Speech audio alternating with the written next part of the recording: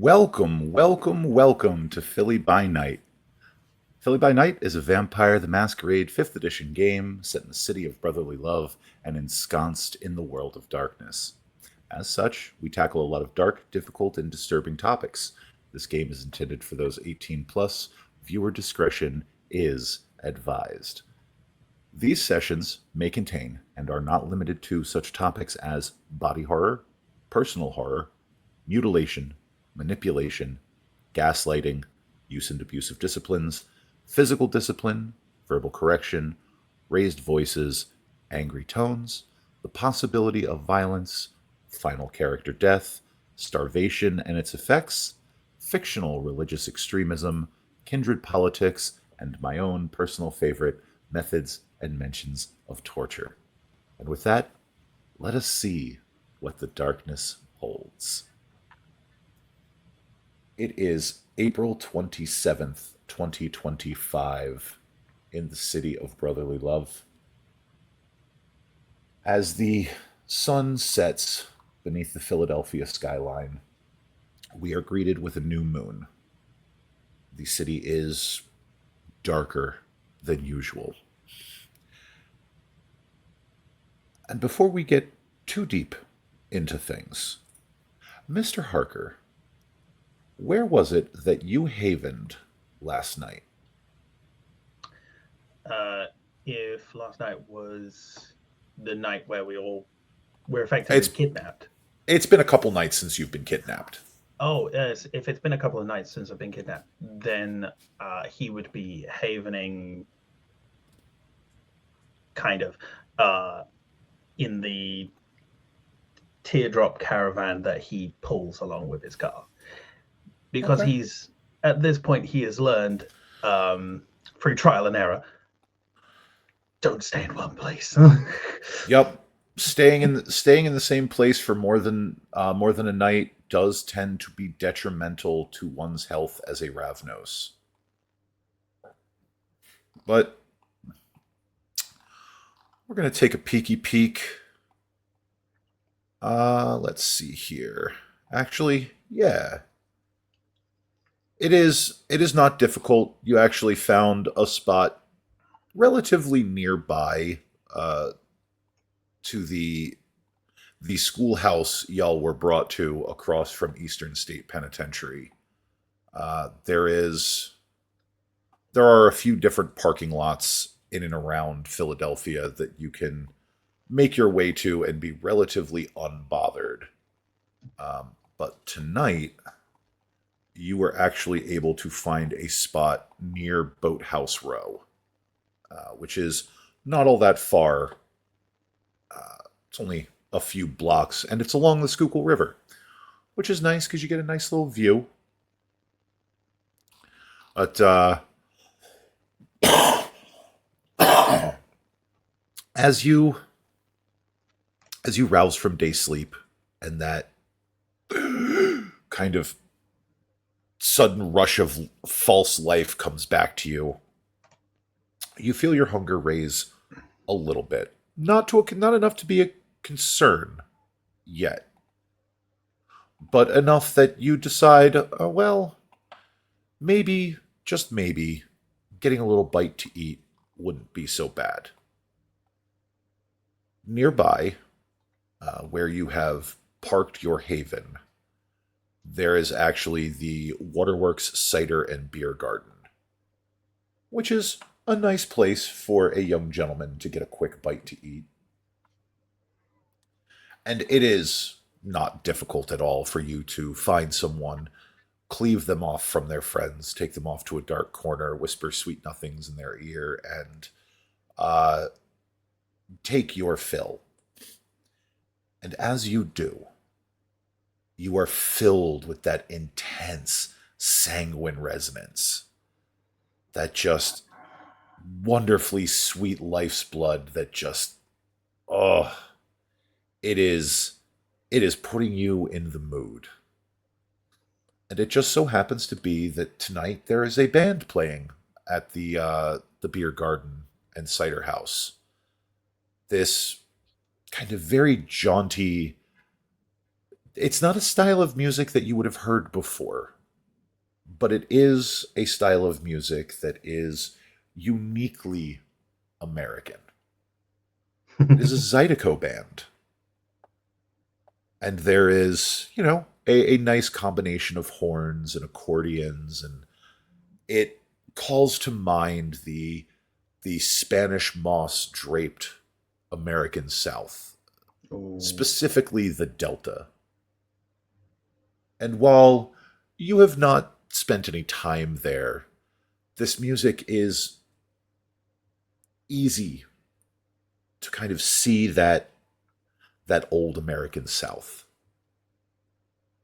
And as you are sitting there and kind of taking it all in and letting that sanguine resonance wash over you, and as the band tapers out, they thank everybody and they head off stage to make way for the next band.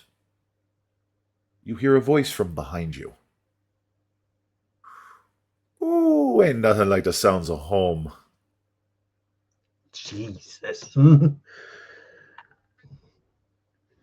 Yeah, no, it's a really good band. Yeah, I was enjoying that.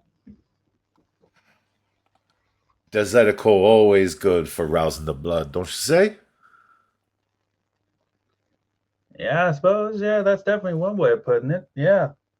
I mean, I wouldn't complain at all if they came back on stage. Might even go for a dance. And you feel the voice from behind you get a little closer, just over your shoulder, and you hear a sniff sniff. You're right there, Ooh, buddy? ooh, you got a hold of that good stuff. Do you turn? Yeah. You are you are greeted by this man.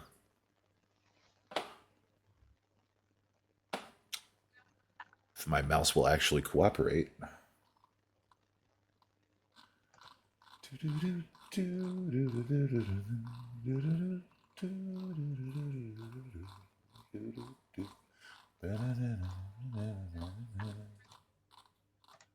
It's around here somewhere. There we go.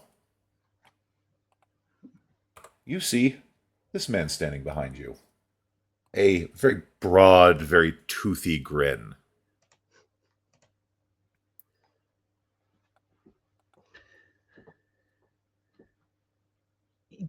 He turns around and he looks him up and down,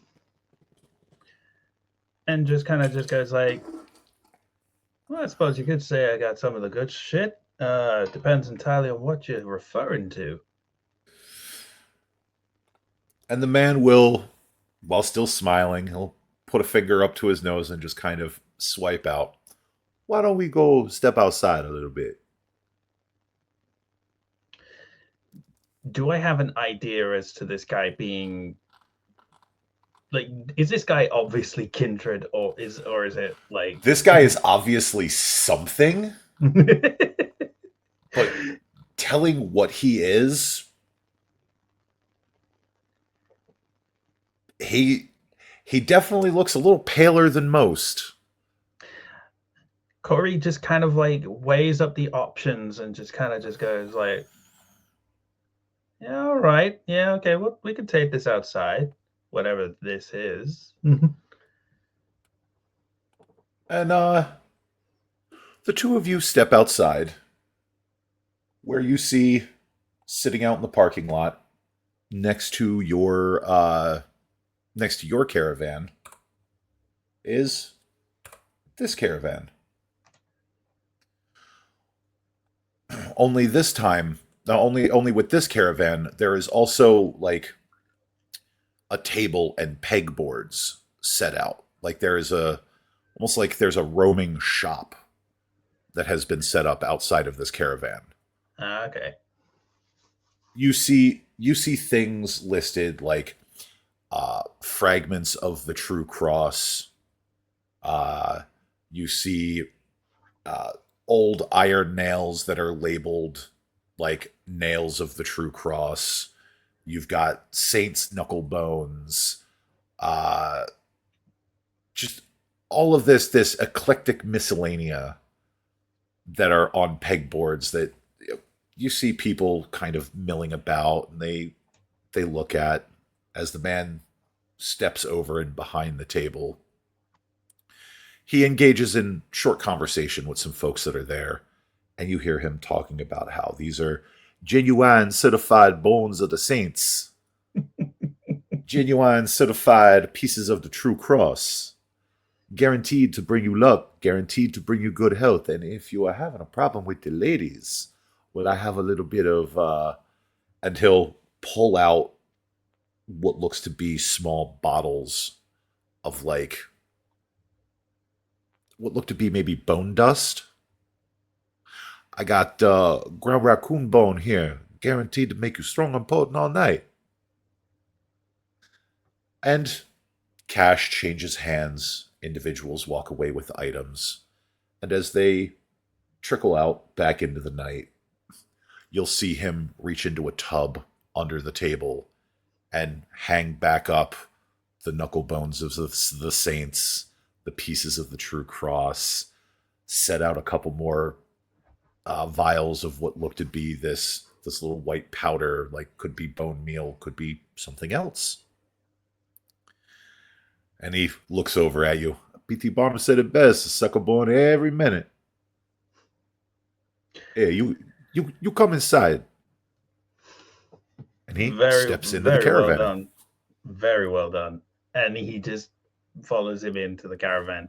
He has no idea what is currently going on right now, but he's just kind of like following the vibe. He's going with the flow kind of deal. Just kind of like, this is going to be interesting regardless of what happens.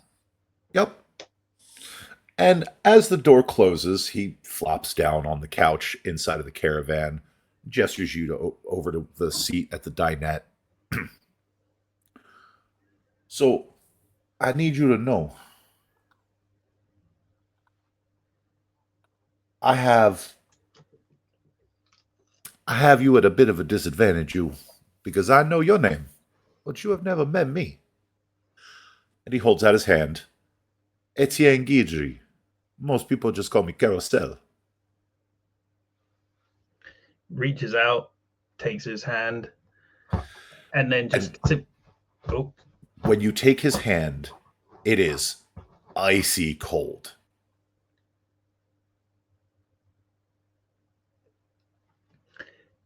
Gives it a shake, and then just kind of like lets go. When he lets go, just goes like, Corey Harker. Yeah, Pepe told me that I should be your mentor type, teach you about his life.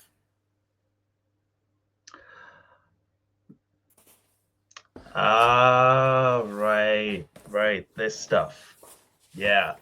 And then he just like does, and then he like opens his mouth and does the kind of like the whole like Yeah. And at that, Etienne will smile, and you will see these long, spindly, dagger-like fangs distend before slowly sliding back up. Good, good. They told me you was a smart type. He just shrugs and just goes like, "Well, my mama didn't raise no idiots." Well, oh, that's good. We're gonna get along just fine. You? Well, she raised one idiot, but well, I always like to say, Mama tried. Mama did try. So, right, yeah, this whole thing, yeah, that. So how is this gonna work exactly? Well, the easiest part to start with is you tell me what you do know, and I tell you what you don't. Given Corey's kind of like introduction into the unlife, he was given, I imagine he was given a very kind of basic, like very much the basics of just kind of like what the life entails before his sire curried sun bad, fire bad, like blood good, food bad, like the very bare bones basics. Yeah, So basically. as you tell Etienne what it is you do know, he just kind of smiles and nods. And what I would like for you to do is to give me a wits and occult, please. La, la, la, la, la. Oh dear. This is not going to go well. I'm just saying that straight off the bat. He's got It is nothing in a cult. it is not going to be a very large pool. I don't worry. I know all about that. Okay. One success. So as you were sitting there talking to him, he's just kind of wiggling his fingers. And suddenly you see a coin rolling across his knuckles. Just perfect flow, totally natural. Before he rolls it up, catches it, and just goes, and it vanishes. This is not sleight of hand. This is everything about this was so visible that you can only help but call it actual magic. Well, shit, a fucking dick, Houdini. How the fuck did you do that? That's one of our family's very special talents. They call it chemistry. Ooh, that It's a sounds gift. cool. It's a gift of the blood. You get strong enough, you can make people hallucinate entire homes, entire buildings, entire cities. Corey's just gonna bring up his hand and try and see if he can mimic, like just kind of like see if he can do what Etienne just did. Let me take a peek at your sheet. Because... No, I did not want it to open up there. I want it to open up here.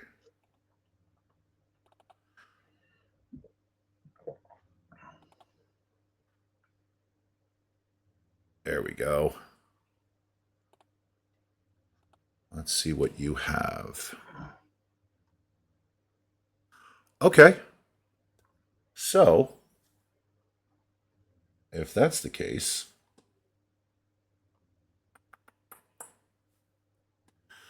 I want you to go ahead and give me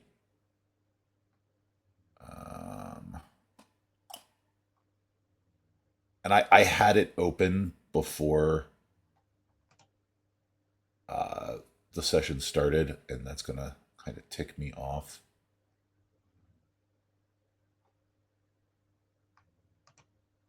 Are you talking about the stats for chemistry, like the rolls?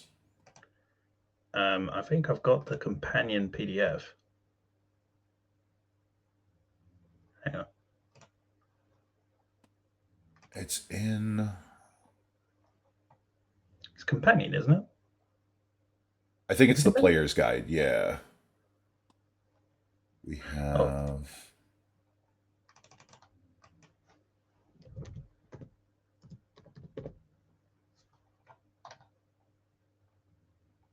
There we go.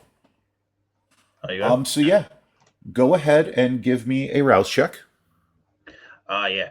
Because it's a level 2 ability, isn't it? It is a level 2 ability. My hunger does not increase. Excellent. Now go ahead and give me a manipulation and obfuscate. Manipulation, obfuscate.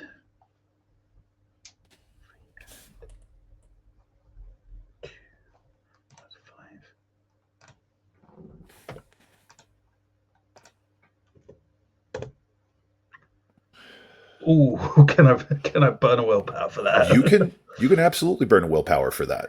That actually does kind of make sense for Corey. Nothing. Okay. So rather than make you suffer a bestial fail on that, um, because it is a 10 against a bestial failure, you Ooh. try. You reach out, you wiggle your fingers, and you try to mimic what it was that Etienne did. And you see the image kind of flicker across your fingers. What? Like it's almost there. And he goes, no, no, no, no, no, no, no, no, no. You're trying too hard, you. You need to settle your mind. You need to see the coin. And he holds his hand out, and you again watch the coin appear between his two fingers before he rolls it slowly one direction, back the other. You try again. And go ahead and give me uh another manipulation and obfuscate. I'm not going to make you rouse a second time because you already had a successful rouse. Woo.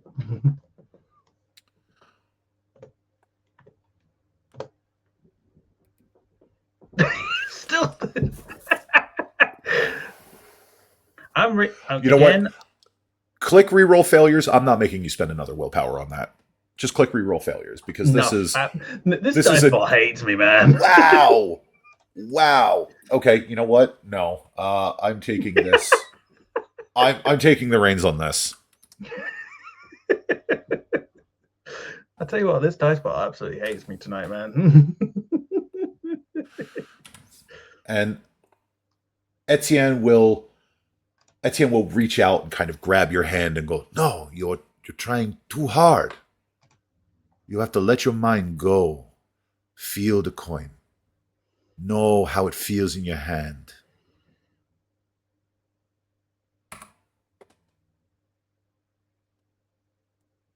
And for a brief moment, the coin does appear in your fingers. You can almost feel the weight of it, that silver dollar as it rolls across your first knuckle, your second knuckle, and then it just kind of flickers out. That's better. That's better. You'll get it. You practice. You practice and we get back to that. Oh, I'm definitely practicing this. Is is very good because you don't need to worry about sleight of hand. You can make people see whatever you want them to see. Makes a lot of things a lot easier. You do have to be careful though. The blood, she wants what she wants. Yeah, I kind of figured that out pretty quick. So you know enough not to stay in the same place, yeah? Yeah, It's a good thing Etienne, he know the city better now. And he reaches into his pocket and he pulls out a list of places where he has been able to park his caravan in the city without getting hassled. does I figured I'd make a copy for you so you know where you can and can't be. does Corey recognize any of these locations? There's been a few spots where you yourself have parked without any incident, but there are scores more throughout the city, mostly on the outskirts. There's Mm, some spots in Kensington and Fishtown. Uh, he also has a list of no-go places, which are mostly in Old City, where you will encounter a problem if you try. So don't even bother. mm. But even though there's a little bit of like no-go within the city, there's even more places where you're good to go. Yeah, and I figure and it'll make the early nights a little easier. yeah, oh yeah, this will definitely make it a lot easier. And then he just starts like going through all the various different locations, and he's just going like, okay, so that's a yes, that's a yes. Oh, I've been there before. Yeah. Oh yeah, that's a really good one. Oh, no, no, absolutely no, no. Yeah. And he goes on to say, and when you get older, bit more powerful, sometimes it don't matter where you park. You can just fade from view. Not gonna lie, that would be extremely useful, especially given previous proclivities. Yeah, you strike me as the type that don't get along very well with the law. And what makes you think that? Oh, ain't not a single one of us been embraced into this family without having a little bit of run in. It's not so much run in with the law, so much as it has been running away from it. Well, I say running. Oh, yeah, I'm familiar with that. Sometimes old Etienne, he outstay his welcome in cities. But folks find out that what he sell ain't exactly what he sell. Oh, I can understand that. I understand that. I mean, like the things I typically run in, I typically get to people. They find themselves pretty happy with their purchases. It's the legal system that don't want to sell it. And you get the impression from what this man is telling you that he is something of a con artist, a swindler, if you will. Perish the thought. If that was not already obvious from the blister packs of saints bones and the ground up raccoon penis bones that he was selling, uh, the things that he purports to sell may not in fact be what they say on the tin. And you can see as you look around what is ostensibly his haven, you can see a shallow dish where there are chunks of 2x4 soaking in tea, alongside of like what look to be, just average everyday bones that are just sitting in this dark tannin rich tea.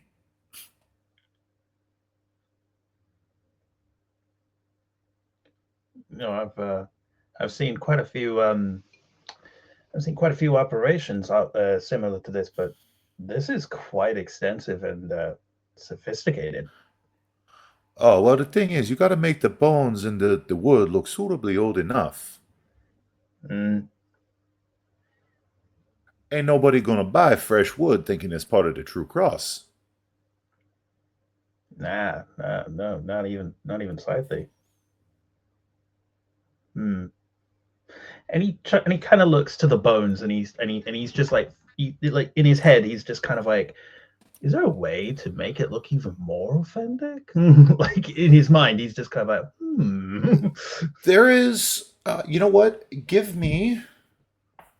A give me a wits and larceny. ooh, hmm. Can I blood surge for this? You can. You absolutely can. That's a rouse, yeah. Yep. You can actually when you when you do that, there is a command in there for blood surge when you do your Ooh. regular roll, and then you just put in your blood potency, and it'll do the math for you on how many dice you get. Nice. La la la la la. So it's wits So and your blood larceny, yeah. potency, yep, wits and larceny, your blood potency 1. Uh, blood surge 1. Yep. So hunger is unchanged. What You got, the? but like, oh boy, this is, Is this yeah. rigged? I certainly hope. I think we might have used all the juju up in our other game last night because the dice bot was really nice to everybody last night over on the Georgia server. But yeah, you are racking your brain, but you can't think of any way that would enhance the operation that Etienne has going on. And I would say that probably it is kind of like etched on Corey's face that he's kind of looking around the operation, and he's just kind of like looking for ways in which to kind of like improve it, and he's just drawing blanks. He's legit just kind of like, well, maybe. Oh wait, no. and he looks over at you. Oh, don't you worry. You you stick with old Etienne. He'll teach you a thing or two about a thing or two. Now, while there is a lot old Etienne can teach you, there is somebody else that I think I might want you to meet tonight. So you wait here, and he steps out of his haven, and you hear him. All right, everybody, shop closing up now. You all have a good night. And he packs everything away into the haven, kind of stashing it all into what was the bathroom that he has now converted into just a spare storage space. Because fuck does he need it for? Um, ugh.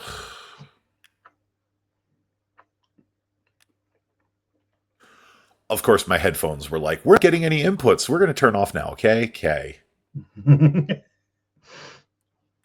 Uh, Goddamn technology. well, it's got a power saver mode, so when the onboard mic isn't picking anything up, it's just like, okay, we're done now.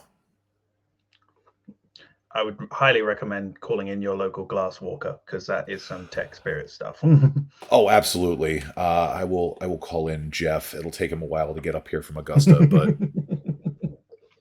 anywho, anywho, um, he kind of motions you outside.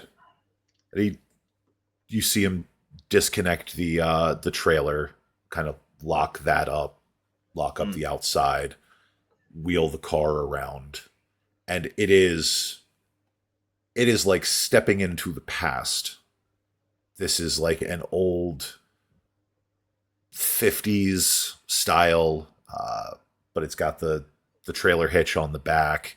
It is this white and sky blue number that is just absolutely immaculately kept. Corey has fallen in love. Like he like in this car, he is legit just kind of like, oh, this car is beautiful. Oh yeah, bought a brand new back in the day, but he climbs into the driver's seat, and I want to see if I can see the badging on this. I actually think this is an old Bel Air, but the interior of the car is identical in color scheme to the exterior. So there is the leather interior is that sky blue with the white accents. It is all very well kept. The dashboard is chromed out. There is, very simple AM FM radio. And he starts it up, pulls the choke, starts it up, and it roars to life. She keep her haven outside the city. She don't like as much of the hustle and bustle as the rest of us do.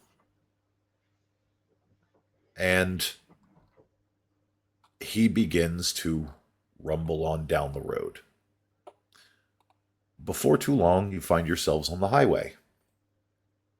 And steel and concrete high rises begin giving way to squat brick buildings. Trees begin lining the streets. There's a little bit more green. Before long, you find yourself passing a sign that says "Welcome to Willow Grove." You are now in the suburbs. And As you rumble along, you hear Etienne kind of humming to himself, and occasionally he'll punctuate that with, "Oh, you're gonna like this one," before he finally pulls into a parking lot and next to a very well appointed caravan. And he punches the horn twice before he hops out.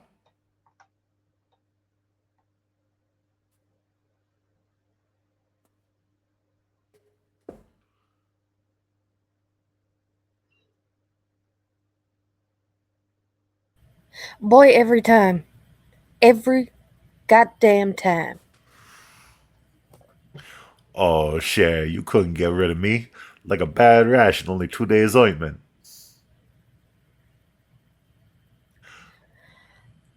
What? Got a baby, needs some learning. And Corey you gets out of the car. brought him to me because. Well, mostly because I just love looking at you, Cher.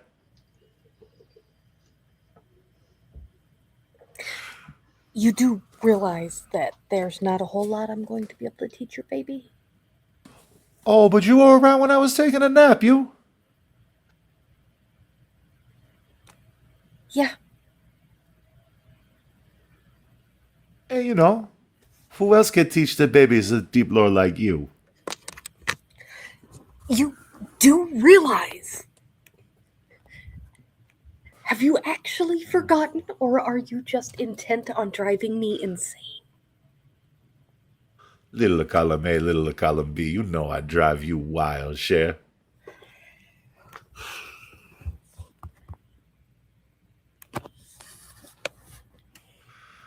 Hi. Who are you? Hi, I'm Corey Harker. Nice to meet you. And he holds out a Marlena. hand. I don't shake hands with licks. Licks? Oh, she just got herself a funny little vocabulary. Okay. Kindred. You. Me. This asshole. Right. Okay, yeah, that's fair. I was about to ask, do you two need a moment alone before we get into any of this? For the love of all that is holy, no. Okay. One of these days, you're gonna let me take you out for a nice crawfish boil. We don't eat food. It's more the atmosphere. Little Zydeco, little wine, little you, me, little dark place.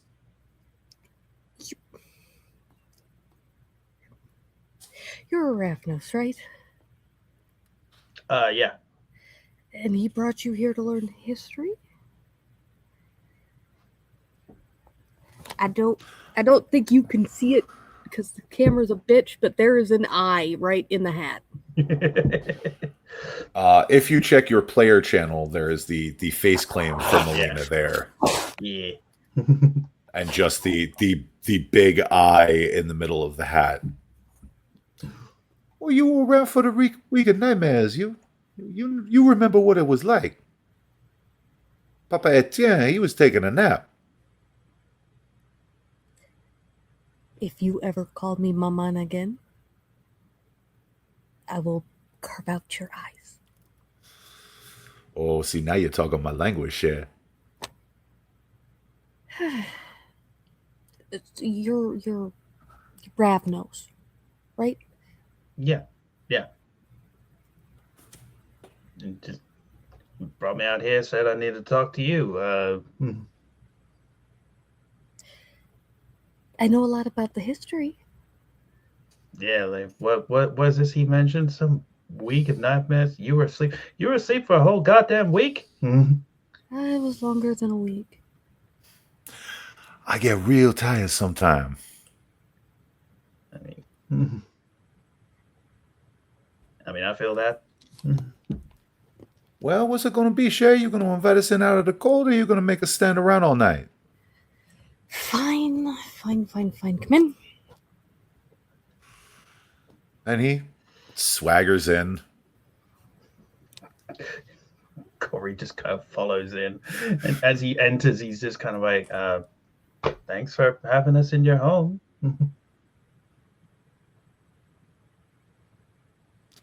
Ooh, this is exactly what I picture it looking like. Every surface is velvet or silk. This is almost a rich sort of mockery of what a Roma caravan might look like.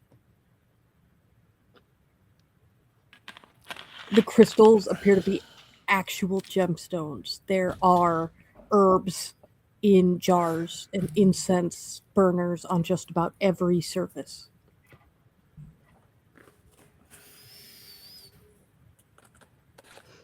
Corey just kind of takes a look around, and he's just marveled at the velvety silkness of everything, and he just kind of like puts his hand up, like does this, and just kind of goes like, "Everything in here feels so silky." You live long enough, you get the good money. Oh, this is good shit. Oh, yeah. Etienne's just running his hands over things, going, "Ooh, this is exactly what I thought it was going to be like inside."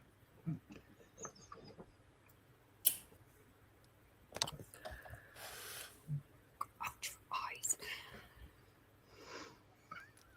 Right.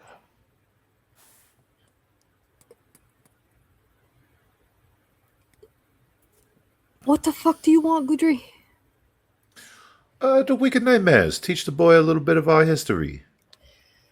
Fine. And who better than someone that was there? She starts fiddling with what looks to be, for all intents and purposes, a jar of blood. Okay. A while ago. Wait, how much does he know? Does he know about the Ancilla thing? He brand new. And you want me to explain to him about the Week of Nightmares? Are you sure? Yeah, we can fill in vocabulary later. Okay. Figure give him a crash course now, show him what happens when things go sideways, and then we can work on the easy stuff. Okay. And you're sure? Sure as rain make corn. God, I hate you. Why are you the way that you are?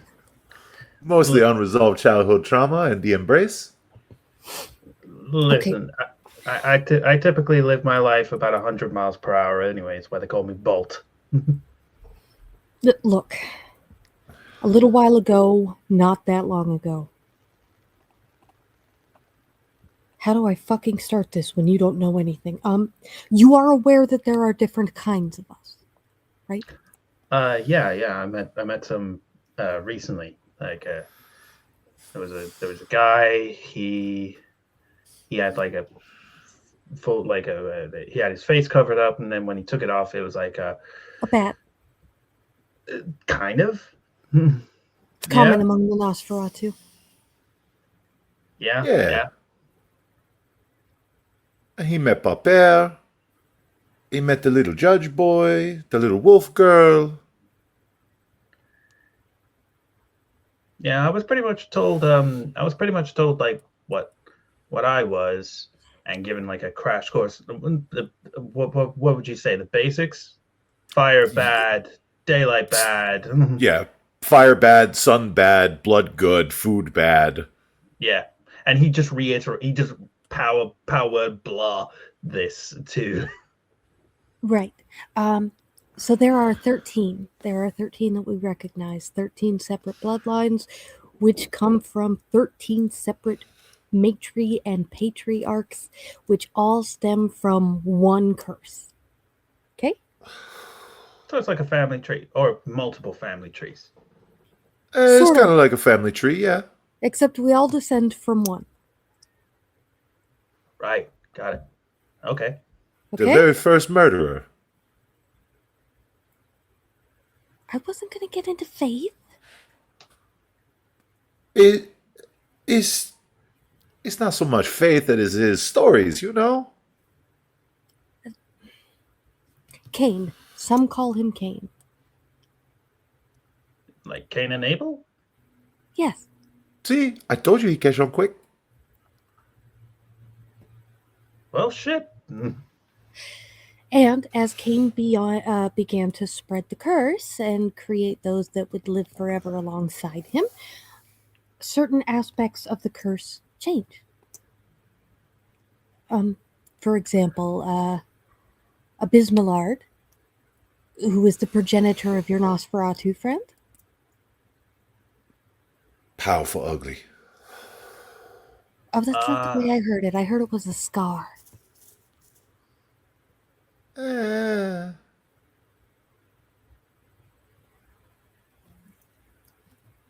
Anyway, Zarathustra is yours. Zara, And what?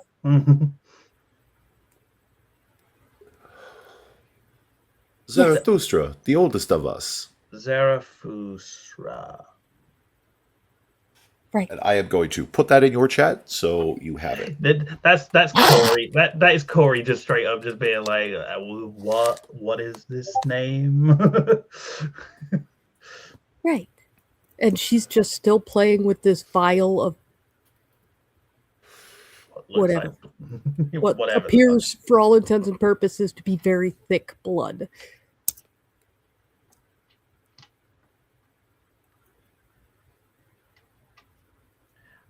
Okay, so Zarathustra.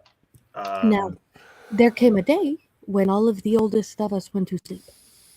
Like at the end, they got tired. Does that happen a lot? Well, once you hit a certain number of centuries, you do tend to need a nap here or there. It's hard to keep up with modern life, you see. Particularly if by your age you are so divorced from it.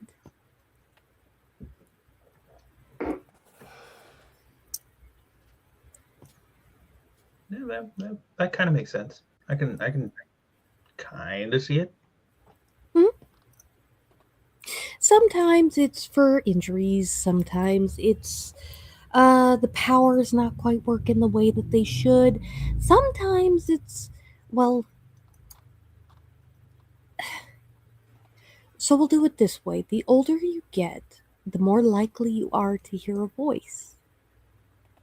A voice that's calling you home. Home for most of us being the Middle East.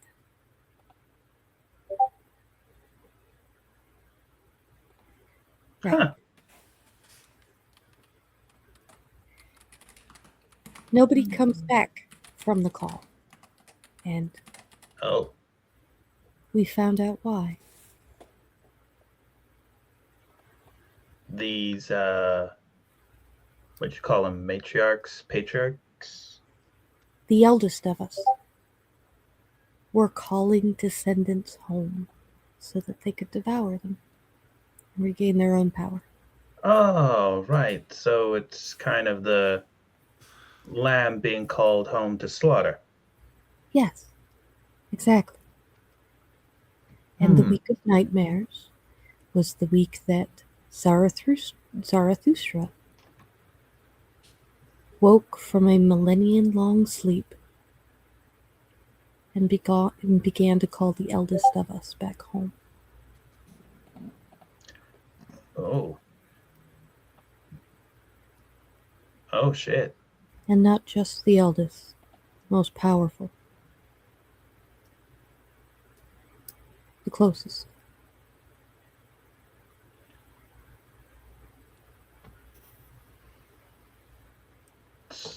Is that the reason why there aren't so many of us?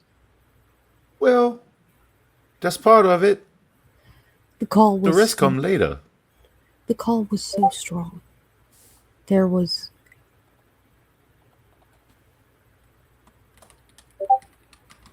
no one strong enough, no one powerful enough to withstand it. I can count on my fingers the number of Ravnos elders that I know, and I know them only because I helped them resist.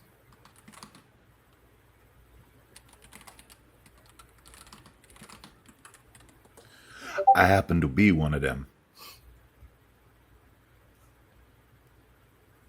Explains the flirting. Yeah.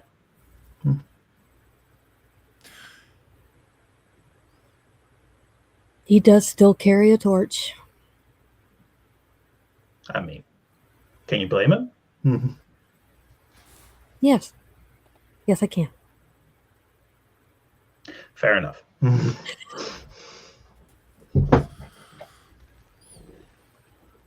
After that, they managed to subdue him. To kill him completely. I was about The to eldest ask. of us, that patriarch. And that when the madness took hold. We were always risk takers, you see. All of us. All of you. Always. But now the safeguards were gone. Does explain a few things, yeah.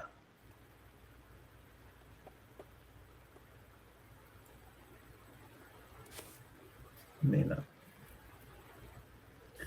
I'm always one for taking the lesser treaded path, but ever since it became this, it's just gotten a little bit more intense. And this was something that they could not resist. This seeming falling apart of an entire bloodline.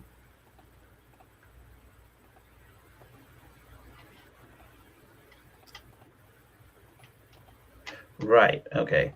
I think I get where you're coming from. Some of us got lucky.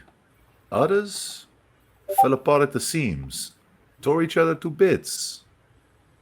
Nightmares, madness, a general mass frenzy.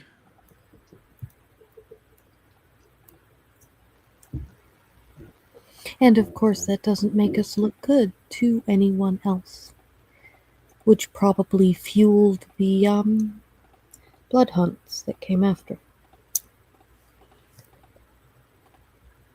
That doesn't sound good. That doesn't sound good at all.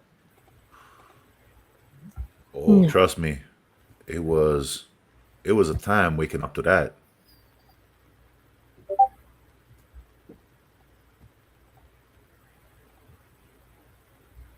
Okay, right. So part of the reason as to why there aren't so many Ravnos, part of the reason there aren't so many Ravnos is because of this Zarathustra guy, and the rest of it is because of the fact that some of us just went nuts.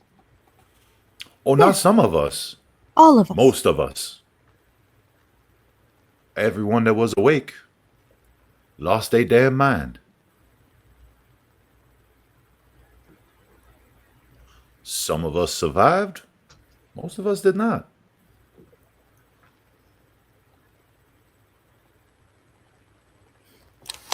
You may quite honestly be looking at the only elder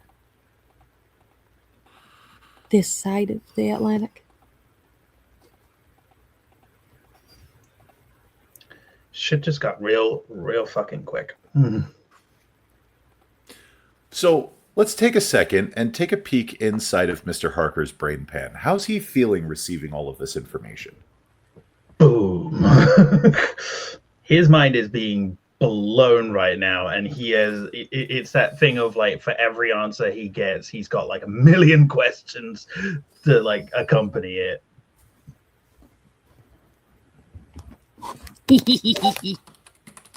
All the questions. Yeah, he's legit just he's like, if anything, he's holding himself back because because he is just kind of like in that mindset of these people are giving him answers, not necessarily answers he thought he needed, but They are answers. yeah. And it's just kind of, and he's just kind of like, right, but what about this? And he's just Right. So first was the Week of Nightmares, where most individuals of sufficient age or power were devoured by Zarathustra as a bid to make his return. And then there was the madness. And the blood hunt. And of course, mad kindred are not particularly careful in their madness. So it's kind of hard to keep it's kind of hard to keep all your ducks in the row if they're all a bit well, the mirror tends to have better luck at that, but then they are born to it, aren't they?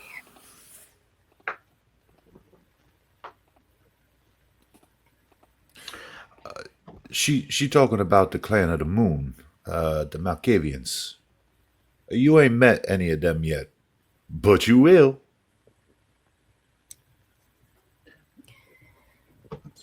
Gonna be completely honest with both of you. I like recently, up to this point, this is the most I've spoken to other kindred.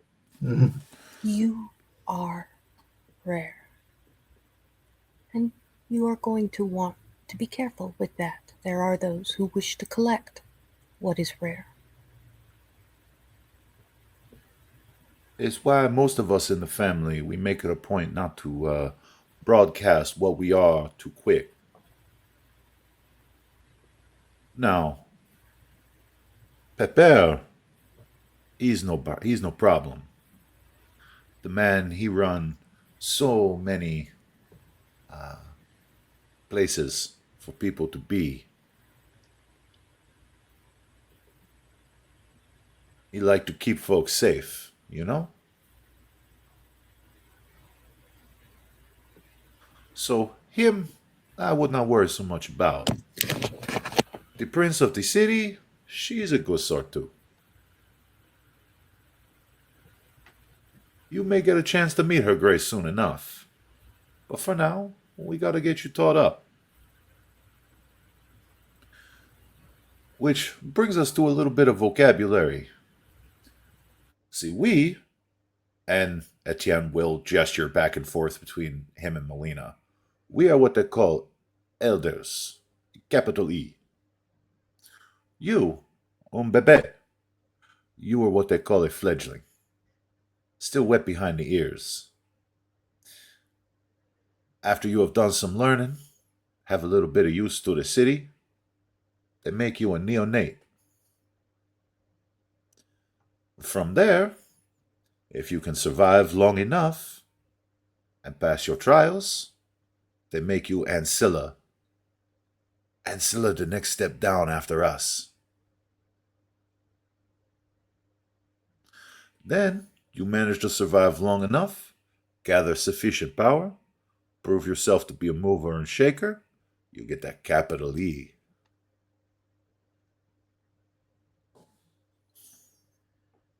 I mean, I wasn't really putting on the cards to effectively live. Well, I'm not going to say forever because there is no such thing, but For us, there is. You smart enough, you strong enough, you live forever.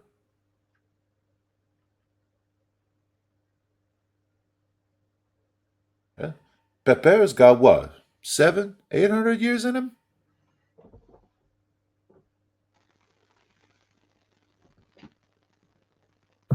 I think he might actually be older. It's hard to tell with him. I mean, at least 7.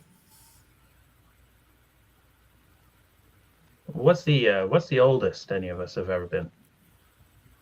The oldest? Shoo. You got a few. The oldest of us. They've been around for since before Christ.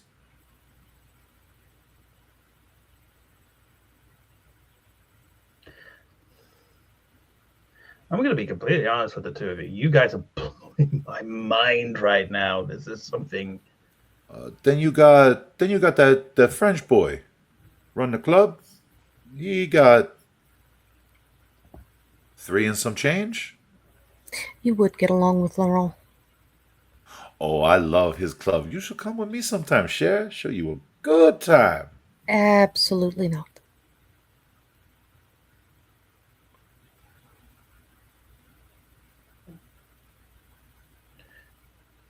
Does actually made me think of one thing. Just as a curiosity, Hmm. I tried drinking some of my own supply recently, and didn't go down so well. So we can't Oh drink. yeah, no, no. Food, water, wine turn to ash in the mouth. Yeah, Blood is your new be all end all. It's your filet mignon. Hell is your heroin.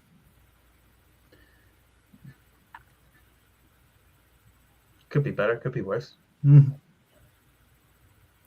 Could be a Although, lot if you do worse. miss it, you can find a representation of the same high if you feed from those who are currently,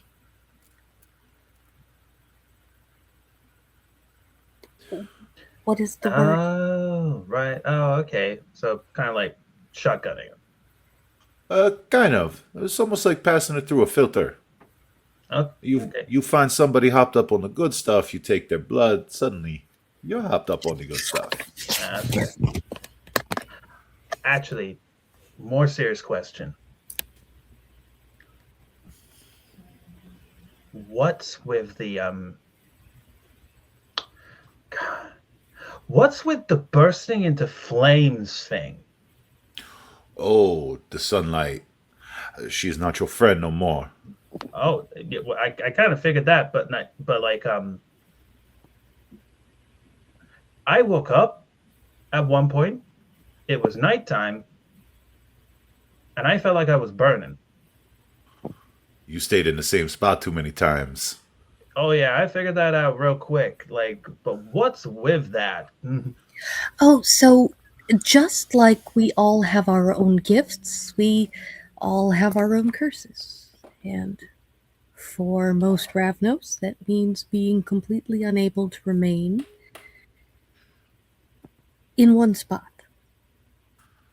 One of the places that the man Mr. Guidry calls grandfather runs is specifically for uh, the clan of risk takers. The Dustline Carnival. Would Corey have heard of that? In a mortal sense, how much time have you spent in Nebraska?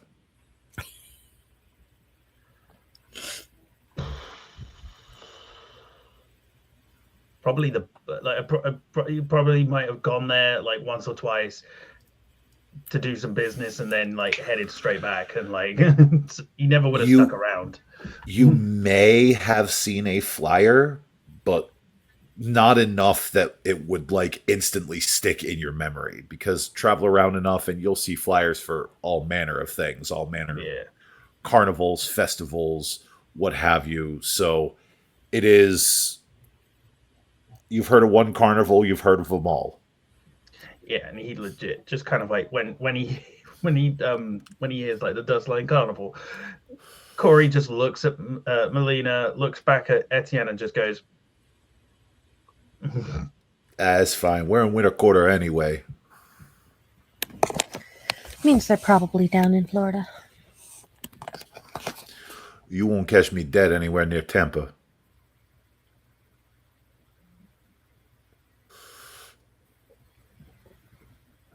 I know where I'm moving. Now, share. You break an old man heart. I think that's the point.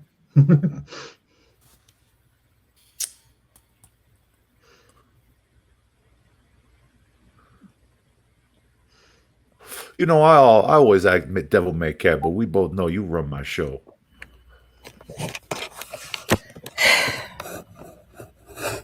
Don't I already? And he'll look over at Corey. You ever been sitting across from somebody fighting every urge in your body not to just go, yay?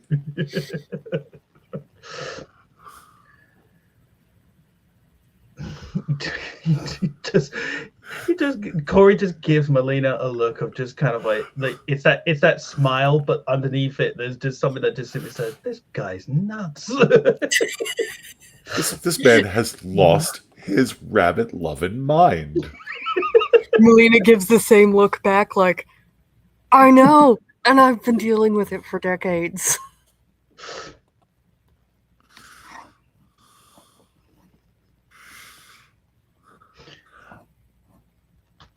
Yeah. So you mentioned a prince of the city.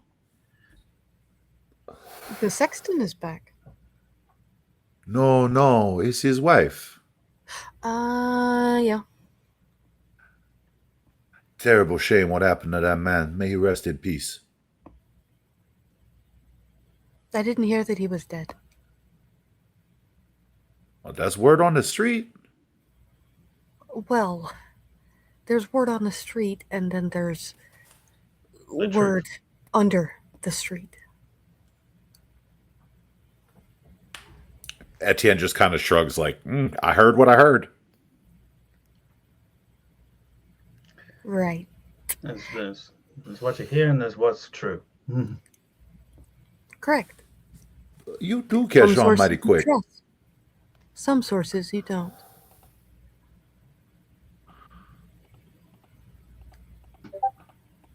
For all the world know, the sexton, he done and dusted. That's why the missus sit on the throne now. That's not the only story. Oh, well, there is stories that they got him somewhere deep underground, resting and sleeping. Gonna come back and wreak his bloody vengeance. That's closer to what I've been hearing, yes. You guys just told me about a story of a ancient dude who woke up and basically ate all of his kids, grandkids. Yes. Yeah, but the sexton, he not this, he not like the boogeyman. Oh, I heard he was worse.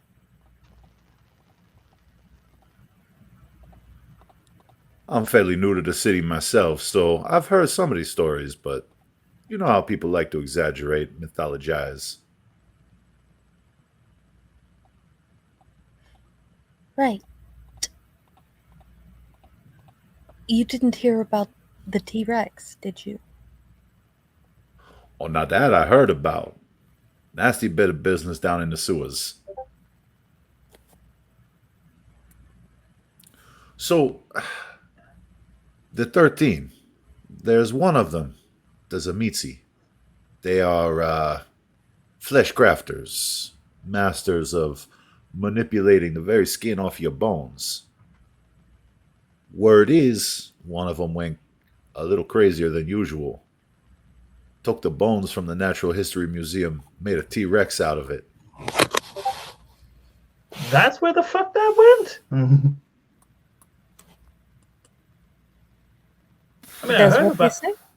I mean, I heard that the T-Rex. Oh, the theft would have been all over national news. Yeah. So yeah, like that would have been something that Corey would have heard about. Yeah, and Corey is literally just kind of going like, I heard that someone stole the fucking T-Rex skeleton, but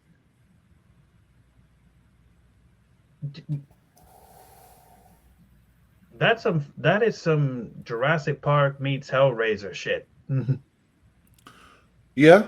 Do you think we need to warn him about the flowers? That would be a good idea. You see any weird looking flowers around the city, you do not get close to them. Right. So our life consists of elements of Jurassic Park, Hellraiser, uh, any vampire movie ever made, and now Little Shop of Horrors. Kind of. You see No, anything with blue flowers, shimmer shine, even in the dead of the night, do not get near them. You see anything with spiny black arms growing out of it, you don't get near it. You tell somebody who can do something about it. which means tell Etienne.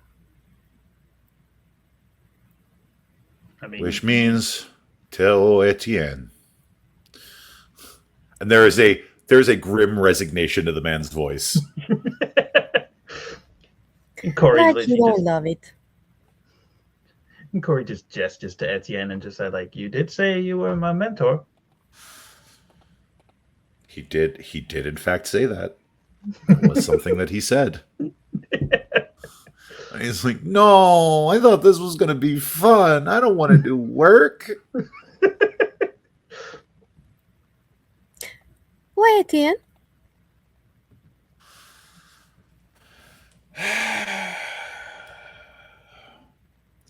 When Pepe told me about this gig, I thought it was going to be a lot more fun. I didn't know I'd have to be hand holding and babysitting. Oh, but we got the Fae in the city. Do not get me started on the Fey folk. Oh, And Corey literally just throws his arms up in the air and just goes like, Oh, we got more than just that in the city. so all of the things that you thought were imaginary are actually in the city. Most of them. That reminds me, you want to stay out of Fairmount Park.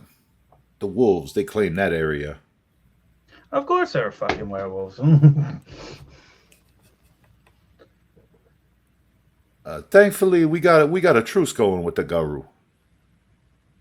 So they don't mess with us. We stay out of their areas. Everything stay nicey nice. But if you hear howling, you run the other way. If I hear anything out of the fucking ordinary, I'm kicking it into fifth gear and I'm fucking off out of there. You find a safe place to be. You call Etienne. Yeah, that sounds like a great idea. There is suddenly a massive bird in your lap. Oh God, I forgot the fucking bird's name. This is an African gray parrot. Corey looks to the parrot and just goes, "Are there parrots too?" This is a parrot of abnormal size. Perfect, So- because then he just turns around and goes, This "Are there is parrots too?" this is closer to like a broiler chicken as opposed to like a parrot. Oh no. Some of us, we get lonely and we keep pets. And he just looks at the parrot and just goes, "Hi." Hi! He just goes like, "Oh, I forgot they can mimic voices." How's it going? Hi! Okay. Is he good? Or is she? I didn't want to assume. Give a kiss, kiss.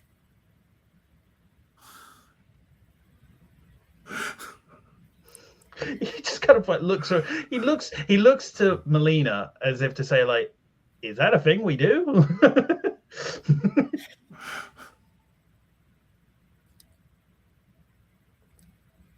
Mandy? We don't do that to strangers. My name's Mandy. Is she a real helpful sort? And quite the talker. Just holds a finger up to the beak, like to see if Mandy does anything. No, she's just gonna turn around, look at Etienne, and go, "Fuck you!" Corey burst Mandy. out laughing. And he'll lean down. Mandy, give a kiss.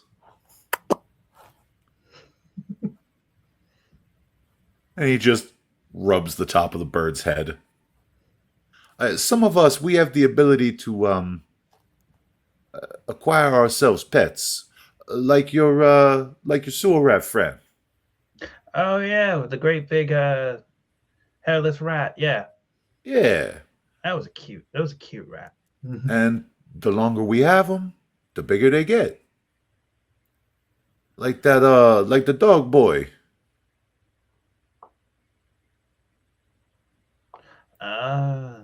Wait, who's he talking about? You have no idea who he's talking about. Yeah. I was trying to think like, no. Melina would know he's talking about the gangrel primogen. Doug. His name is Yeah, Doug. that's what I said. The dog boy. You said the dog. He's not a dog. He's a wolf. I would never just call someone a dog. Like, yes, he's obviously gaslighting.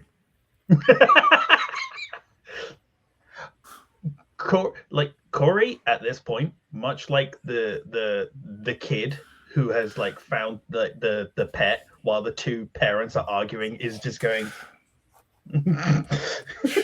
Just if I just pay attention to the bird, things won't get weirder. But some of us, we got different powers, like earlier in the caravan. The boy, he's still trying to figure out chemistry. Ah. Then animalism is probably a no-go, then. I mean, once we get him the opportunity to learn a little bit. Well, I'm still figuring out the chemistry thing. One thing I have learned how to do, I can make people. It's not really making people do anything. It's more like people just seem a bit more friendlier. Oh, Boy got okay. the ball. What about singing? You good at singing? Let me look at his character sheet. Nope, he hasn't got a dot in performance now. No, but he does have Melpomene. Oh yes, he does. I forgot about that. and he just kind of like, just kind of, well, yeah, I can carry a tune. That's fine. Well, Etienne teach you how to use. I got an accordion sitting back at home. We teach you how to use it. You accompany old Etienne out sometimes. We play some Zydeco. I'm up for that. It's also a real good way of making money. Mm. So it looks like he's young enough to have two of the three. They're not bad. This we can work with. We can work with this. Well, and then he kind of like he just kind of, oh yeah, they're also can also pass through places, and then gonna activate Silence of Death and just kind of like tap his foot. Oh yeah, Silence of Death. I was about to say Shadow Cloak. You would fail because you're being observed, but Silence of Death is, and Etienne lets out a low whistle. Yeah, that's mighty handy. Of course, when you get powerful enough, you can do stuff like this. And he snaps his fingers and is gone.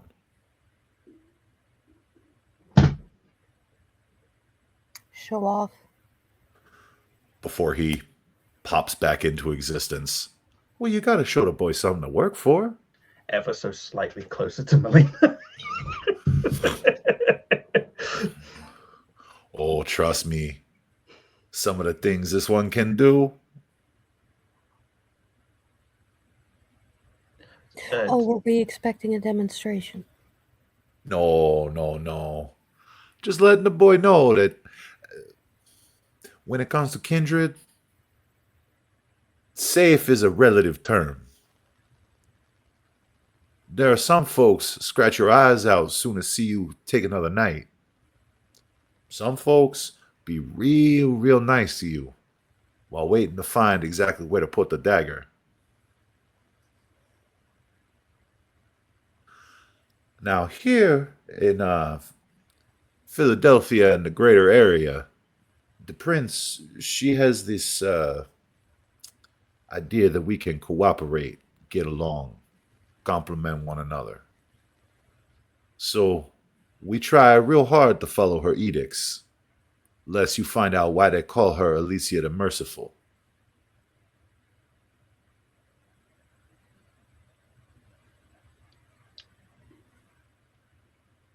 I'm not really too interested in finding out why they call her that.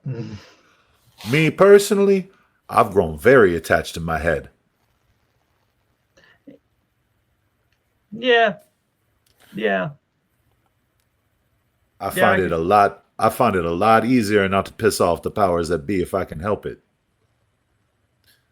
Except maybe you, Cher. But you can't help that, can you? He just big Cheshire grin. So, any other questions you got for us? Since you got two of the best folk here for learning about what it is we are.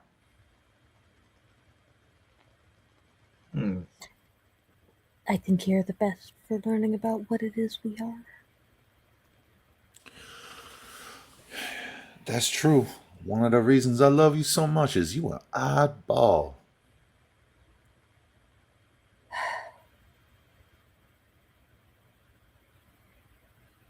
And Corey just looks at Melina and just goes like, and this has been going on for decades? Mm-hmm.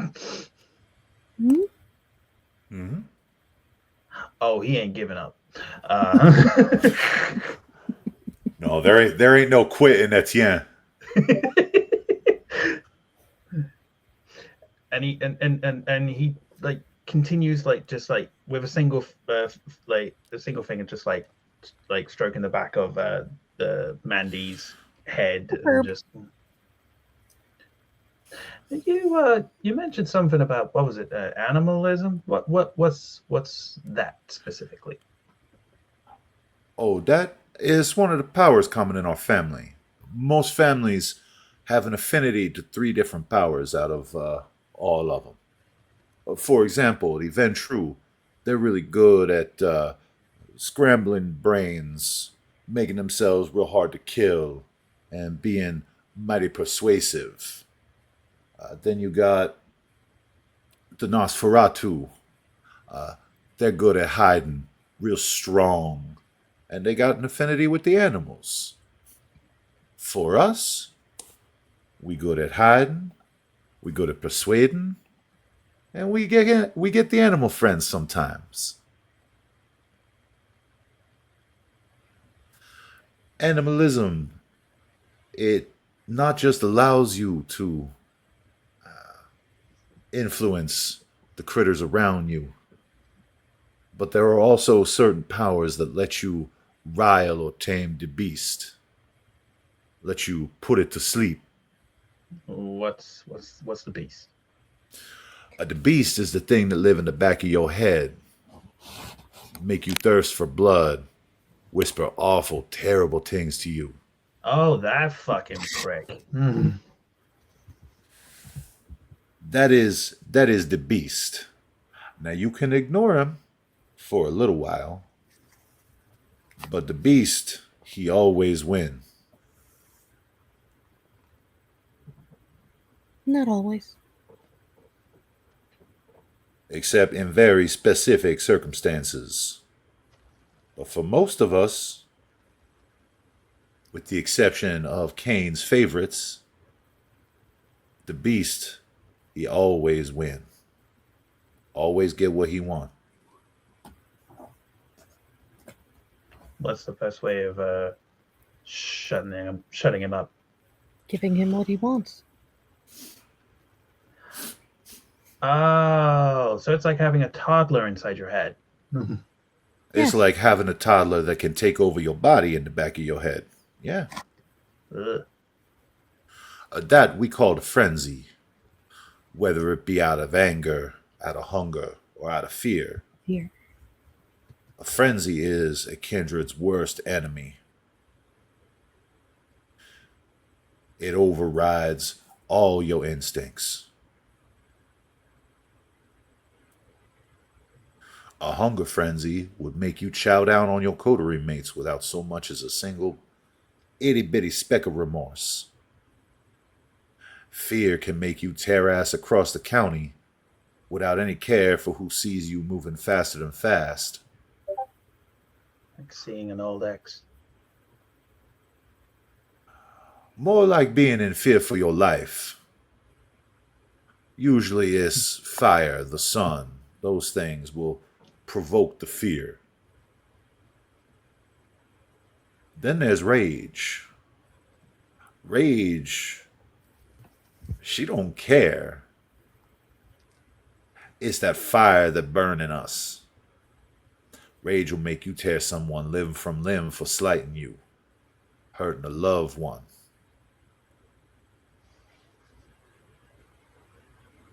Thing like that. Many of us walk a fine line. If we can stay closer to what we were, if we behave in ways that allow us to cling to some small semblance of humanity, we are better able to keep the beast at bay. And then there are others who indulge their beast. They don't care who, they don't care when, they don't care how. And They feed the beast. They revel in being the monster. We don't truck with that.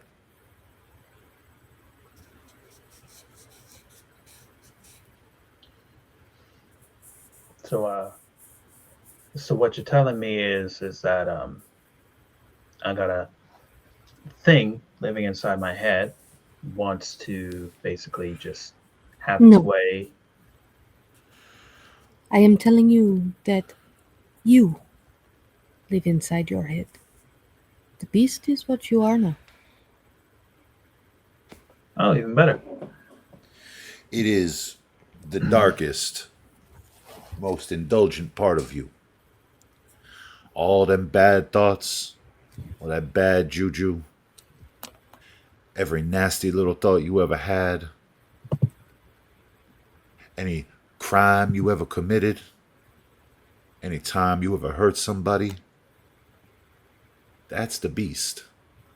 And that's why he always wins. Because it's not some external force, it's you. And every little small act of pettiness and evil that you do, it feed the beast, make him stronger. Fall too far, you turn into what they call a wight. Just a mindless ball of teeth and anger.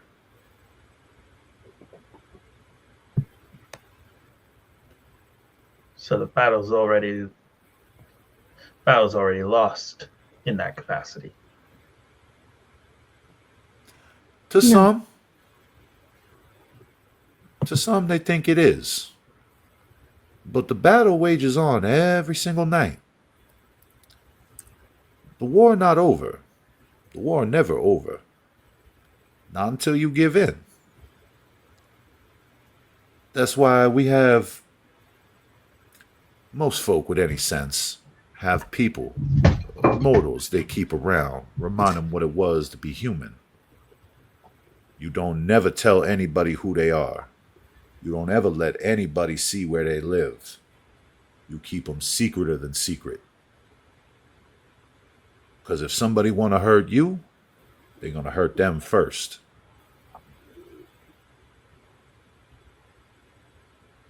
Um, it's kind of depressing. That makes sense. That's why they call it a curse. I don't know. Is there anything about being what we are that is actually good? Sometimes you sometimes you make some friends. Sometimes those friends don't stab you in the back. Plenty of fun to be had. It's just different from what it was when we were still alive. I have seen cloth tents and wagon caravans give way to RVs. The way that people communicate these nights is like nothing I have ever seen before. The way you can see into someone's entire being utilizing a machine.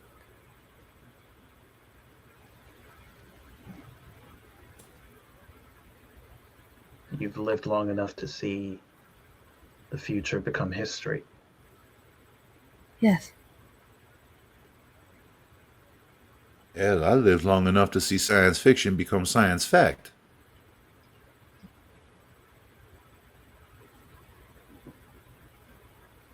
Got to see a man walk on the moon. Got to see the Model A modern become. medicine.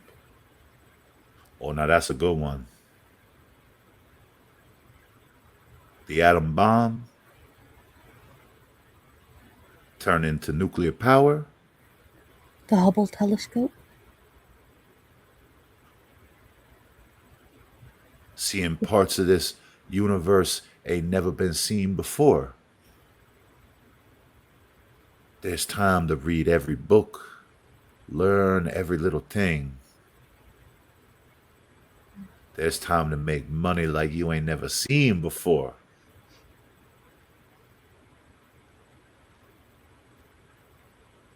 There is. It's a trade off.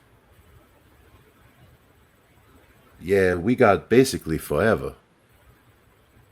But forever come at a cost. Now, if you're willing to pay it and play the game, who knows what you might see.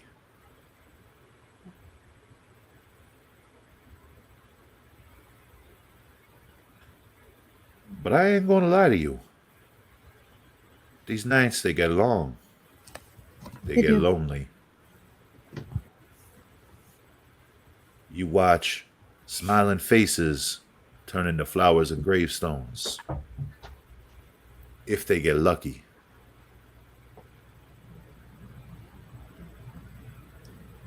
You live long enough, people you care about, they fade.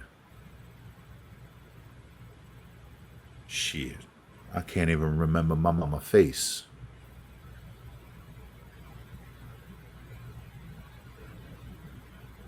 Nor mine. Just that she always smelled like bread.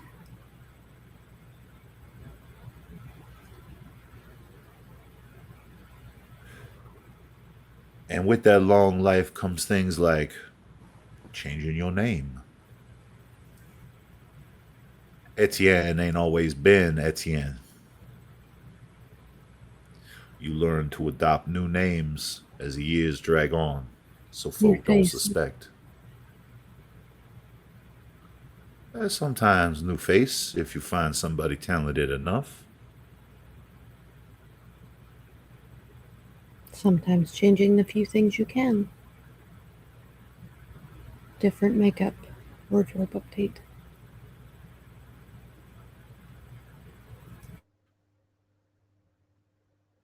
It gets it gets to be a lot.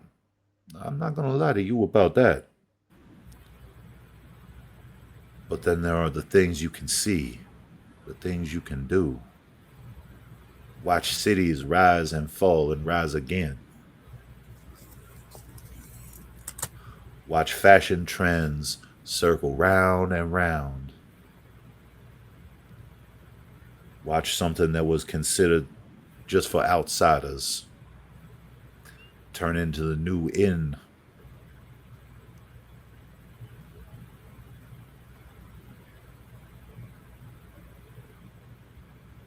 There is beauty in the dark, but don't mistake it. It's still the dark.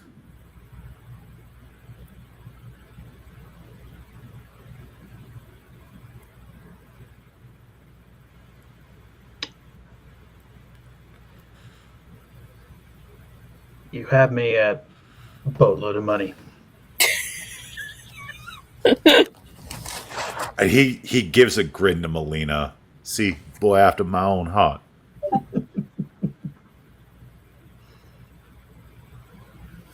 Well,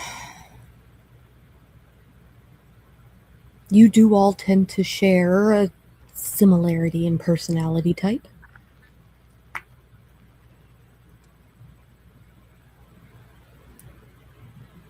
Things I do. I was taught how to do them. Never really learned any other way. And Etienne will put both hands on Corey's shoulders and just kind of like jiggle him a little bit as he leans down into his air. You and me, boy, we gonna make a boatload of fucking money.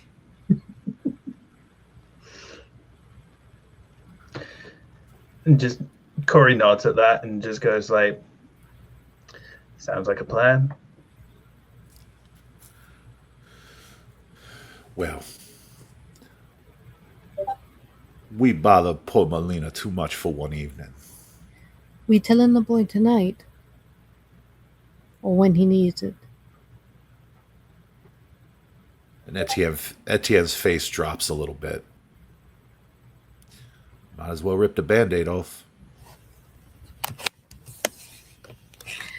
And Melina is just gonna take off her hat and reveal what appears to be an albino third eye.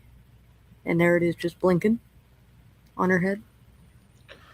Now see, Melina come from a very special family. They call them the Salubri. Not many people know she is what she is, because they've been hunted to extinction. They're only but, shit, what, 20 of you all left?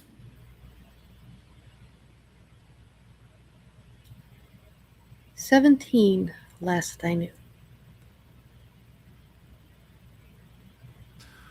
Now, they blood smell real sweet and real strong. That make them a particular tasty treat. Now, they've been hunted by another clan they call the Tremere. The Tremblers, the Mages, the Blood Sorcerers. It's how the Tremere came to be.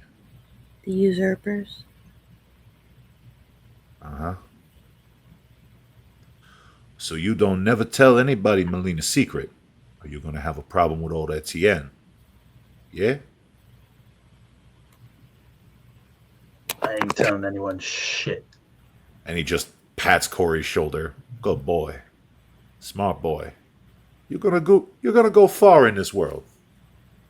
You two are the first people to actually properly tell me any of this shit ever since my sire just Well, some sires do that.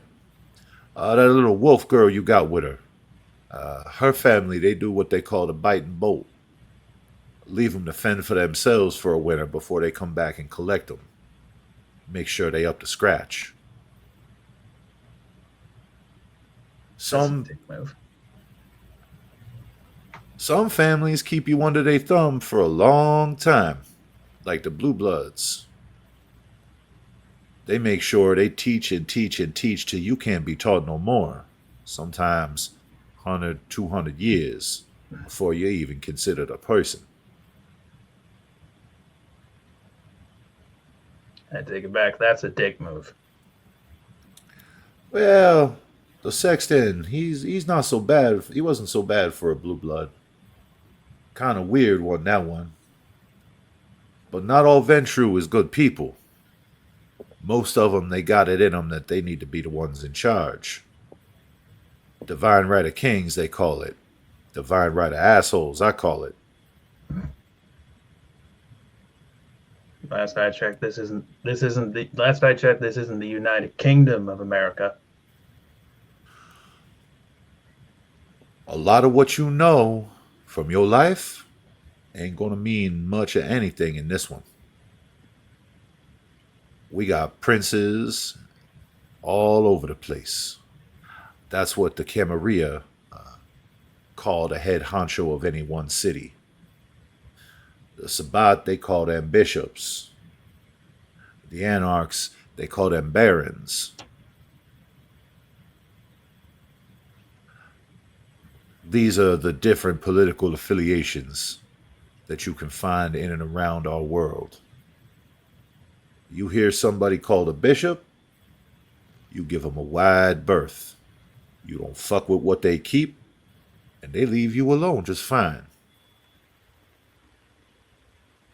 So Princes, Sabbath's bad. well, the barons, they the anarchs. They're not too bad. They kind of Camarilla light. But the Camarilla got them rules. 7 of them, you see. Well, 6, but the 7th one they leave unspoken. The 7th one don't get caught. So I like that rule. Technically, given that you are under the auspices of... I cannot believe you called the friar grandfather. They seem to like it well enough. Since you are under the hospitality and auspices of Senor Santiago, we are considered independent.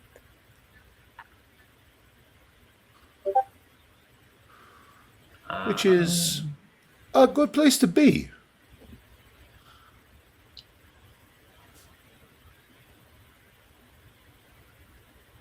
So we kind of like don't really.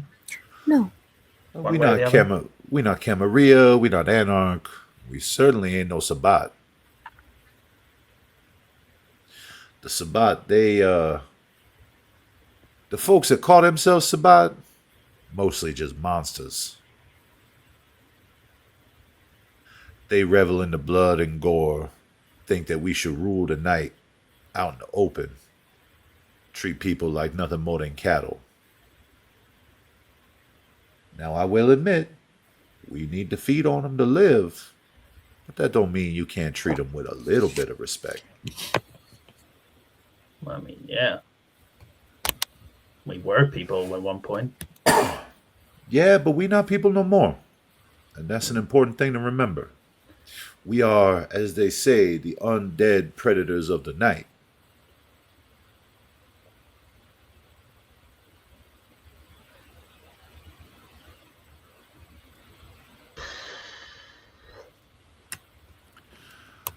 Now, speaking of, we should get you back to where you need to be so that Paper don't get too worried. After all, right now, we are far outside the city. Yeah, I need to move. I need to move my caravan somewhere. Yeah, we'll get you where you need to go. Besides, I'm sure Melina needs some time to shower off.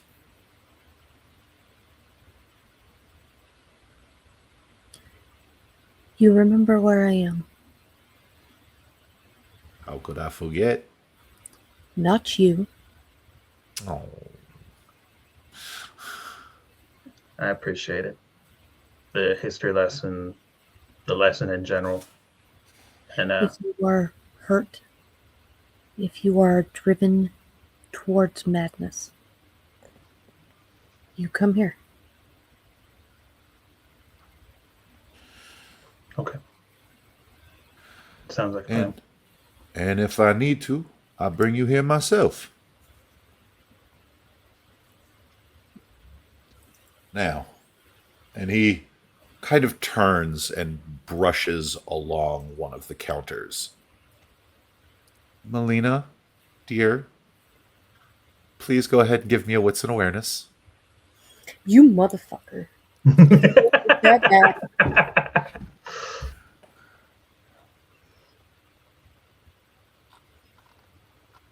If you don't give that back, we gonna have words. And you won't like the words. You do recall that Melina's a watcher, right? Oh, that's right. She's a fucking watcher, so she doesn't need. Yeah. And he just kind of holds up two fingers, and in between the two fingers is a ruby about the size of a tangerine. He's like, all right, fine. And he places it back down on the counter.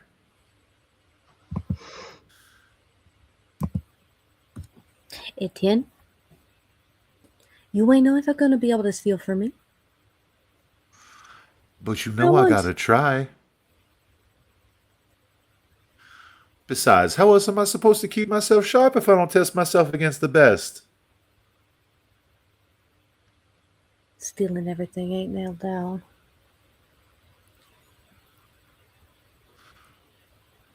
All right, come on, you. Have a good one.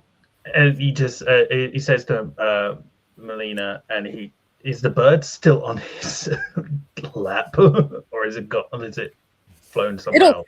It'll get up. Yeah. Like it'll flip flap around a little bit as you start working your muscles to get up. He just kind of reaches out and just kind of like scratches the top of his head and just be like, "Have a good one." Have a good one. Have a good one.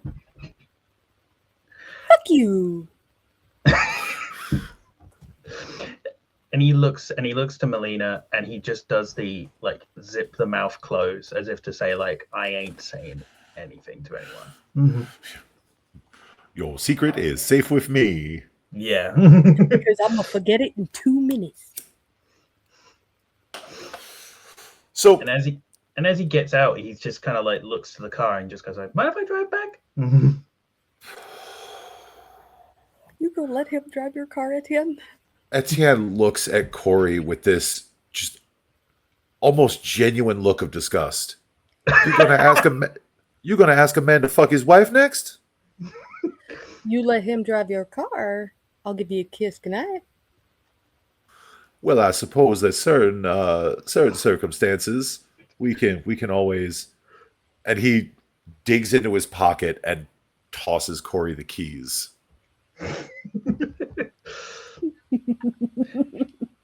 and he just kind of like does that thing of like going around the car, and you can like that kind of excited like, yes. Etienne's gonna get a forehead kiss, and then Melina's gonna go back in her caravan. So, I would like for you to give me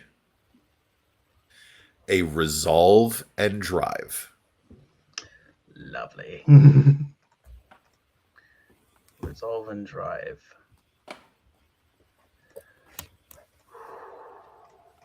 The worst idea for a salubri elder ever.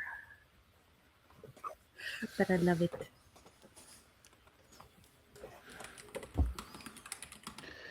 This is going to be the moment that we determine if this dice bot is actually rigged. Oh no. Oh. Well, you gonna fix it or are you gonna keep it? I'm gonna try and fix it. Okay. Wise man dealing with his mentor's car. Gotta fix that crit, and try and see if we can get something on the failure. Okay. Okay. 3 Look. successes is better than no successes, and it is a far sight better than a messy crit. So you are, but I am going to tell you, you do not have it in you to open her up. You are a little nervous driving this car. Do you want to? Yeah, that makes sense. Little extra cautious tonight, because this man did just equate this car to his wife. So, it has instilled in Corey the proper amount of I cannot fuck this car up. I cannot so much as breathe on the paint of this car, or I will have problems because these motherfuckers just got done telling me back there that there are elders that will kill you for less. Yeah, and on top of that, it's also like it's kind of like the appreciation of the beautiful car itself. Like that, he's just kind of like he wants to open it up. Like there is that temptation to do it, but at the same time, it's just that kind of feeling of like. No, because it's not just the threat of Etienne. It's also the fact of just kind of like if I damage this car, I could never forgive myself. Oh, absolutely. But she handles like a dream. She floats around corners. There is no power steering in this car. So every turn you are muscling that wheel around. But it is a large enough wheel that it's not a Herculean task, but it is something that you have to put mindful effort into navigating through the streets. And every now and again, Etienne will tell you, like, oh, turn here, turn there. And he'll get you back to the beer garden where you left your caravan.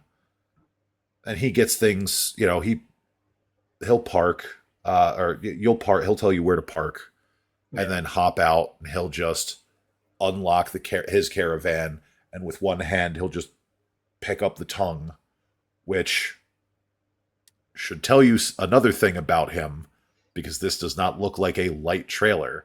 He just picks it up with one arm and pulls it and hooks it onto the back of the car, locks everything back into place there. And he goes, okay, you want to follow me back over to the prison. And Corey will get out of the car and he will hand the keys back to Etienne. He's just like, she handles like a dream.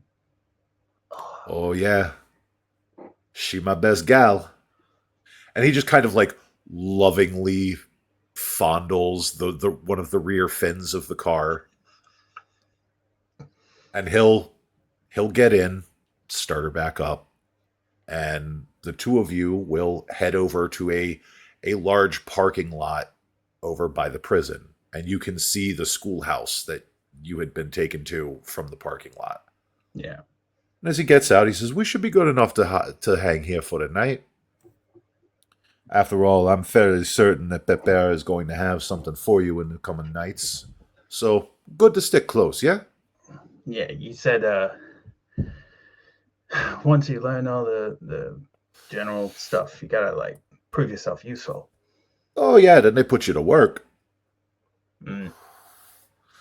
And he'll lead you in through a side entrance. And as you move through, you can hear some of the other folks kind of chatting with their mentors from behind closed doors. And as you pass by one of the rooms, Etienne stretches and he goes, "Ooh, I'm about to make a name for myself." Which is a callback to George's mentor session. Do you mean Jeff? Jeffrey's mentor session. And as it's a callback, and they're classy AF. And he leads you deeper into the school, down into some of the classrooms that are in the basement. And he pushes open one of the doors to these administrative offices. And you hear him go, "Pepper, we have returned." We are not kin. "We are kin in my heart." You who've been like a grandfather to me.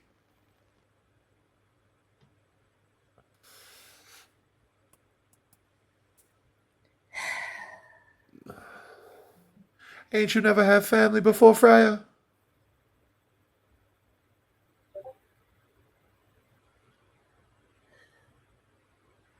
When I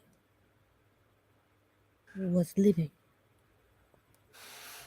I was a priest. You, you know what is required of priests. See, I could never. Holding an aspirin between the knees does not exactly agree with me.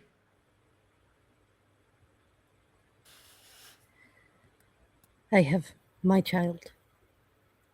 I am certainly not grandfather.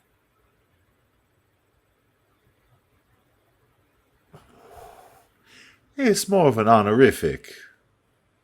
You're showing a sign of respect and deference. Tú sabes, Anyway, me and Melina, we did some teaching for the boy tonight.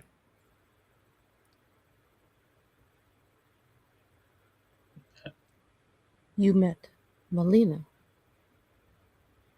Yeah.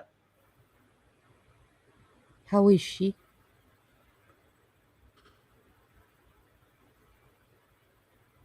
A little irritated, but otherwise good. The bird. Mandy. The bird is still as humongous as the last time I saw it. Wouldn't know. First time I saw it. Oh, she's still big and healthy. And We told him, and told him what would happen if he let loose lips sink ships. good. And Corey just kind of like looks between the two of them, and he just kind of goes like, "Tell people what." He's a smart one, this one. Real keen to learning. Picks things up quick. Quicker than any I ever seen. You found a good one for me.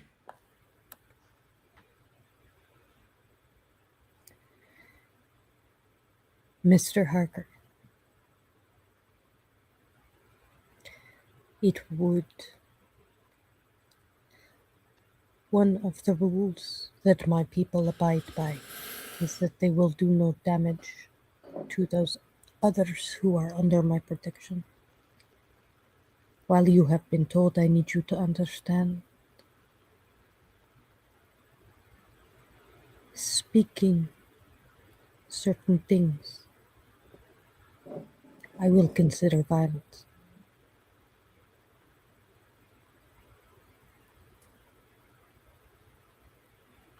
But you ain't gotta worry about none of that. You a smart boy. Like I said earlier, Mama didn't raise no idiot. Yeah, mama tried. Mama tried. Very well. I would like us to come together again in something like 3 days. You need me to stick around the general area, just in case? If you wish, it is. We should meet as a class again, now that we have. Yeah, I can't stick in one spot for too long. Always fine. I gave him a list of safe places to be, especially around here. Keep close if he needs to. Okay. Yeah. Everyone has now met their mentors.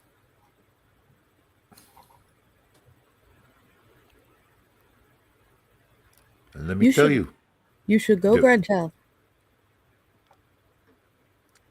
of course, Pepper, you have a good night. And he just looks over at Corey and gives a smile and a nod before he tips out the door and back off into the night.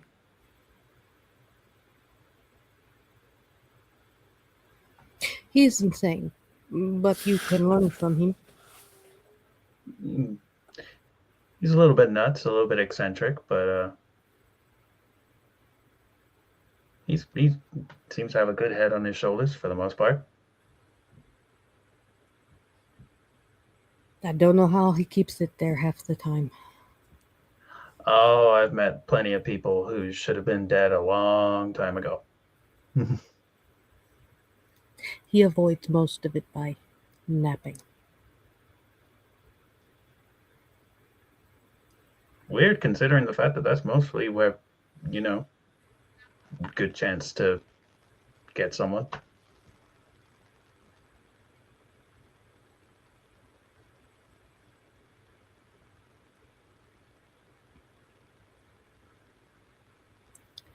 Good.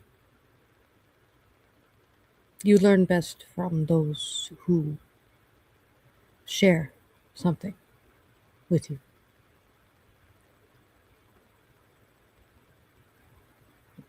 I mean, I'm kind of more of a kinetic learner. I could not teach you what that man can teach you.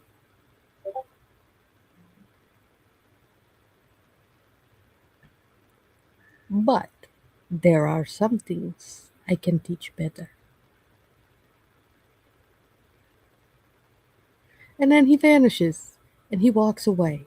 And it would have been perfect, except there is a spider thread that is not invisible that is following him around.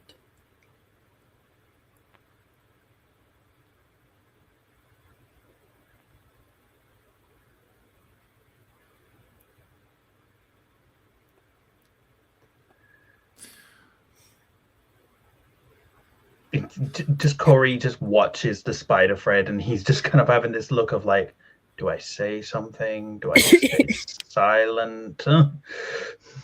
But it's very obvious that he's just watching.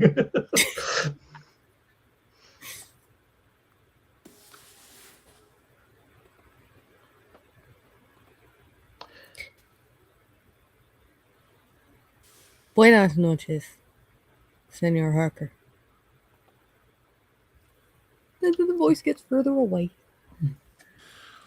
Buenas noches, señor. And with that, Corey will be able to head back to his haven for the evening, and we will call this session of Philly by Night, entitled Zydeco, to a close.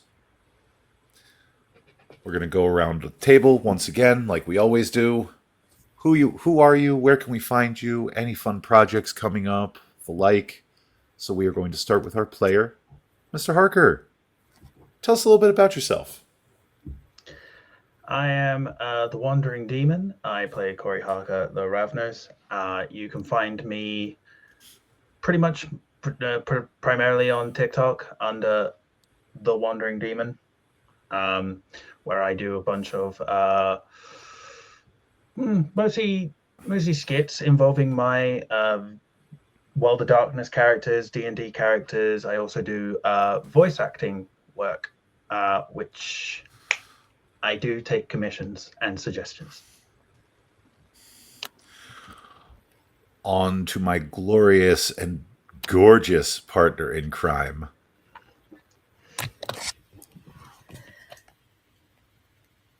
I'm still going to kill you for typing that in the chat. Terribly done. But hello, I played both Melina Monroe and Vidal Santiago this evening. And Mandy. And Mandy the Bird. And Mandy the Bird. Gonna remind me of the parrot? Of course.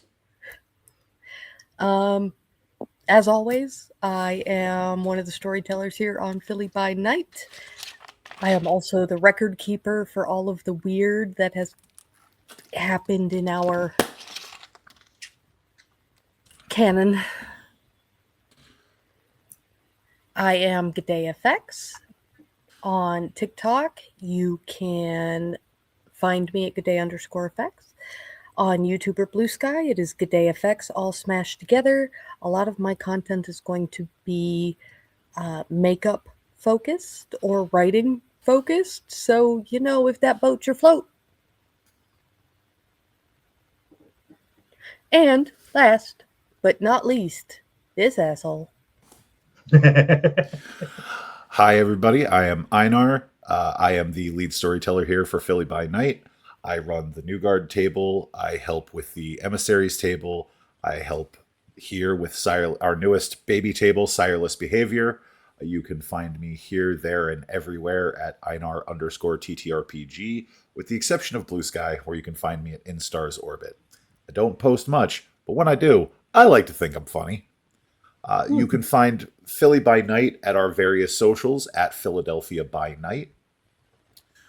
We've got a lot of fun new projects coming down the pike. Specifically in June, we will be taking Philadelphia back to a time of neon, chrome, and excess. So be sure to keep your eyes peeled on our Twitch channel, where we will be premiering our one-shot Philly by Neon, which should see us go back to the year 1987 and see what the kindred of the 80s were doing during one of the most prosperous times and one of the most decadent times in American history. You can also catch me occasionally over on Basics of the Game, his 7th Sea game, run by Dan McCurdy. You can see me filling in various streams, various games as sometimes a villain, sometimes just your run-of-the-mill antagonist. I get around. But that is that. I want to thank you all so much for coming out and supporting our silly little vampire game. A big round of applause for all of our players, our storytellers for this evening, and the wonderful Wandering Demon for his poor little fledgling character that got off, honestly, one of the easier fledgling sessions, because, oh boy, some of them they had a time. But thank you all so much for coming out. Thank you all so much for watching our videos, supporting our game. We can't wait to show you what's coming down the pike for the future of Philadelphia. Have a great night. Stay safe. And remember, just because we play monsters doesn't mean we can't be the light in somebody's world. Know that you are loved, and have a great evening.